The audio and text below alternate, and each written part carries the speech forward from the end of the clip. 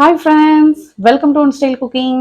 இன்னைக்கு வந்து பாத்தீங்கன்னா ஒரு சூப்பரான ஒரு ரெசிபி தான் பார்க்க போறோம். இது நீங்க டின்னராவோ, பிரேக்ஃபாஸ்டாவோ இல்ல நீங்க கிட்ஸுக்குலாம் வந்து லஞ்ச் பாக்ஸாவோ கூட கொடுத்துடலாம். ரொம்பவே சூப்பர் அண்ட் டேஸ்டான ரெசிபி. இன்னைக்கு வந்து பாத்தீங்கன்னா ஆலு சிக்கன் பரோட்டா பண்ண போறோம். ஸோ ரொம்ப சூப்பரா இருக்கும். குழந்தைங்க எல்லாத்துக்குமே ரொம்ப விரும்பி சாப்பிடுவாங்க. வாங்க எப்படி செய்யலாங்கிறத பார்க்கலாம். இன்னைக்கு வந்து பாத்தீங்கன்னா ப்ரீ ஒர்க்ல ஃபர்ஸ்ட் வந்து பாத்தீங்கன்னா 2 உருளைக்கிழங்கு தோல் உரிச்சு நல்லா வேக வச்சு எடுத்து வச்சுக்கிட்டேன். அடுத்து வந்து பாத்தீங்கன்னா இது வந்து சிக்கன். இந்த சிக்கன் வந்து பாத்தீங்கன்னா நல்லா வந்து பாயில் பண்ணி எடுத்திருக்கேன்.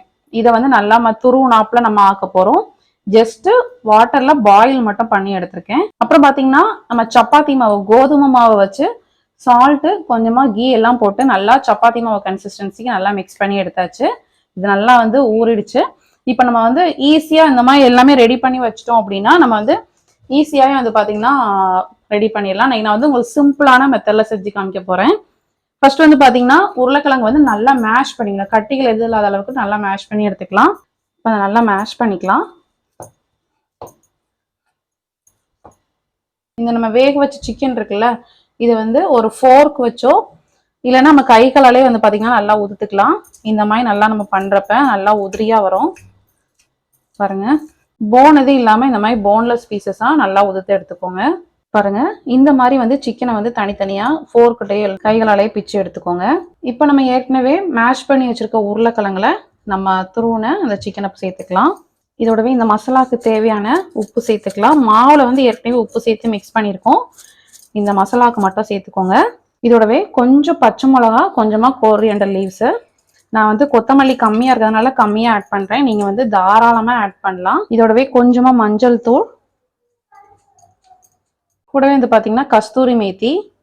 கஸ்தூரி மேத்தி வந்து நல்ல ஃப்ளேவரா இருக்கும். ஸோ நல்லா க்ரஷ் பண்ணி சேர்த்துக்கோங்க. கொஞ்சமா சில்லி பவுடர், 1/4 டீஸ்பூன் போல ஜீரக பொடி சேர்த்துக்கிறேன். 1 டீஸ்பூன் கோரியண்டர் பவுடர், கொத்தமல்லி பொடி, கொஞ்சமா கரம் மசாலா.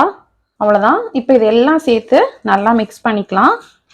இந்த உருளைக்கிழங்கோட நல்லா மிக்ஸ் பண்ணிக்கணும். இது நம்ம வந்து சிக்கனும் நல்லா பாயில் ஆயிடுச்சு, உருளைக்கிழங்கும் நமக்கு நல்லா பாயில் ஆனதுனால உங்களுக்கு வந்து நம்ம தனியா குக் பண்ணணும்னு அவசியமே இல்லை.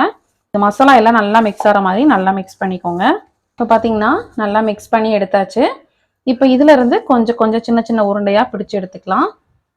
பாருங்க, இந்த ஷேப்புக்கு நல்லா இந்த அளவுக்கு நல்லா பிடிச்சு எடுத்துக்கோங்க.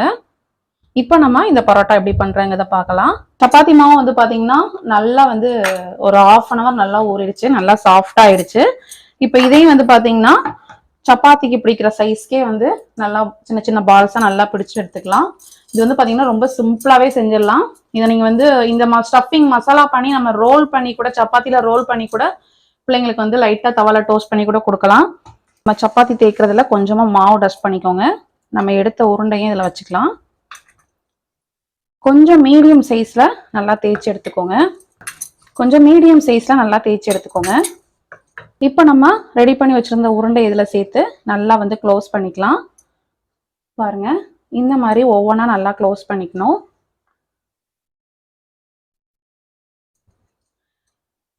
நல்லா அழுத்தி க்ளோஸ் பண்ணிக்கோங்க. இப்போ மறுபடியும் நல்லா மாவை நல்லா டஸ்ட் பண்ணி நல்லா விரிச்சு விட்டுக்கலாம்.